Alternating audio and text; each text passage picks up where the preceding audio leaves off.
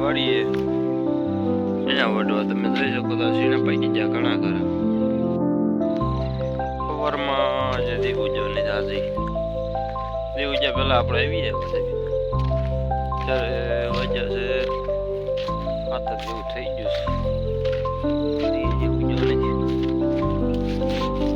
સવારમાં આવી ને ઠંડી લાગે થોડી ગાડી લઈને આવી થોડીક હવે કોટ આપણે તરફ પહેરી લીધો હતો કાઢી નાખ્યું સીના વાળી લીધા અડધા પૂરા જેલ થયું કોટાણ ફાલ છે અમારે તો જોઈ શકો છો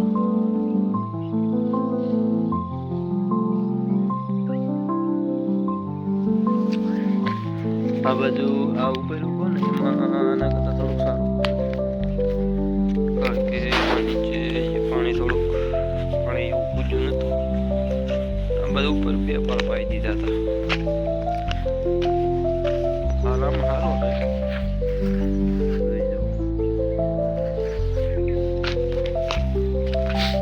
આપણા જોગો થઈ જાય એમ છે બીજું ખેડૂતને ગમે એટલું થાય તો આપણે તો ઓછું જ પડે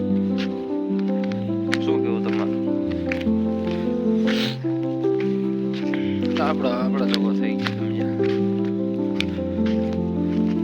આવો ફાલ થયો તમને દેખાડ્યો એવો છે કોમેન્ટમાં જરાક બતાવી દો કેટલાક થશે 15 વીઘાના હશે વીઘા 1.5 વીઘા જેવો ઘઉં વાવ્યો છે 100 વીઘાનું કટું તો હાલ તો પટકી જશે ઘણા એમ તો જેટલા વટાય એટલા વાટશું બીજા કાંઈ હમણાંથી આપણે તો આજ કરવી છે અઠવાડિયું થઈ ગયું બે વાળી બીજી વાટ્યા હતા ત્રીજી વાળી 3 વાળી માણસીને વાવ્યા હતા જોઈ શકો છો આ સાઈડેથી સામે પેલા ગલોબ થાય ને ગલોબ થાય ત્યાં સુધી ઘઉંનો શેડો ના સુધી ચીણા છે ઓલી બધું ઘઉં દેખાય એટલે પાછા હટના જશે અને આ બાજુ ઉપર જે બાકી છે આ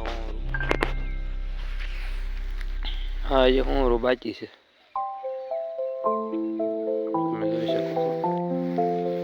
તીએ જે ઉજો નથી તિયરી છે હવે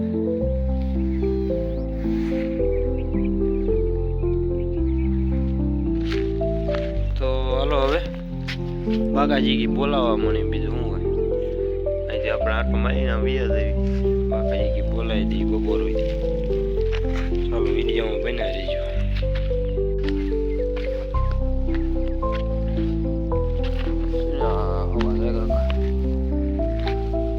સારો થઈ ગયો એટલે ઉપર નથી હમણાં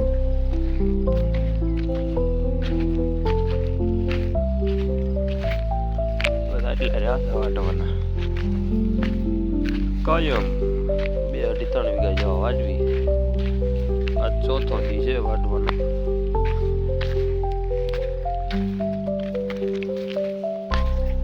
તો ચાલો મળીએ વાટવા વિડીયોમાં બન્યા રહીજો કેવી સીઝન છે જરા કમેન્ટમાં બતાવી દઈએ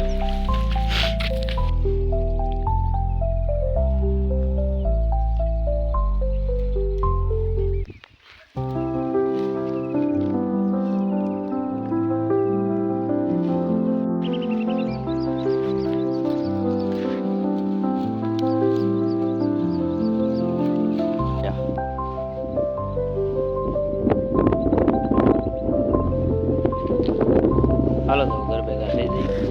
બપોરે ચડી જશે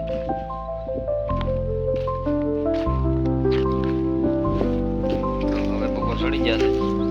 તો ચાલો હવે મળીએ નવા બ્લોગમાં બાય બાય